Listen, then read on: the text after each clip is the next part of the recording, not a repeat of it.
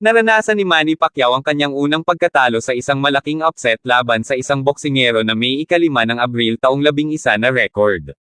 Si Manny Pacquiao ay brutal na knockout sa isang napakalaking upset laban sa isang boksingero na natalo ng halos kalahati ng kanyang mga laban. Sa kanyang iginagalang na karera, itinatag ni Pacman ang kanyang sarili bilang isa sa pinakadakilang naglagay ng mga glove gamit ang kanyang napakahusay na kasanayan upang manalo ng mga titulo sa mundo sa 8 dibisyon ng timbang. Gayunpaman, bago pinagsama-sama ng mandirigma ang kanyang hindi kapani-paniwalang record, dumanas siya ng isang nakakasakit na pagkatalo, sa edad na 17 lamang. Natalo si Manny Pacquiao kay Rustico Torre Campo sa isang malaking upset. Noong ika-9 ng Pebrero taong 1976, sa Metro Manila sa Mandaluyong City, Pilipinas, nakipagdigma si Manny Pacquiao kay Rustico Torre Campo, sa isang laban na inaasahang mananalo siya ng madali. Sa makatuwid, ang kanyang laban-laban sa isang manlalaban na may ika-5 ng Abril taong 11 na record, ay nakitang walang iba kundi isang hakbang lamang patungo sa mas malalaking bagay. Gayunpaman, ito ay naging anumang bagay ngunit.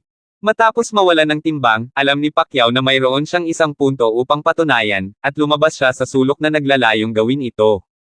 Ngunit habang ang kanyang jab ay mukhang mabilis mula sa off, ang kanyang kalaban ay mabilis na nagulat sa kanya, na binubuli siya sa mga lubad at naglanding ng malalaking shot. Habang lumilipas ang pag-ikot, naganap ang kaguluhan sa pagpapalitan ng mag-asawa ng masasamang suntok, na nagbigay daan kay Pacquiao na ipakita ang kanyang nakamamanghang footwork, na gumagalaw sa target upang mapunta mula sa iba't ibang anggulo.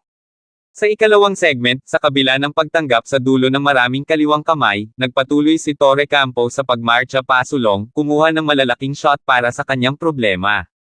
Ngunit habang malinaw na nasaktan mula sa ilan sa mga bomba na sumabog sa kanyang mukha, ang brawler ay nagsimulang magsuot ng kanyang karibal. Sa ikatlong round, kumonekta si Torre Campo gamit ang dumadagandong na kaliwang kamay sa baba na nagpabagsak ng husto kay Pacquiao at nagtulak sa referee na ihinto ang aksyon.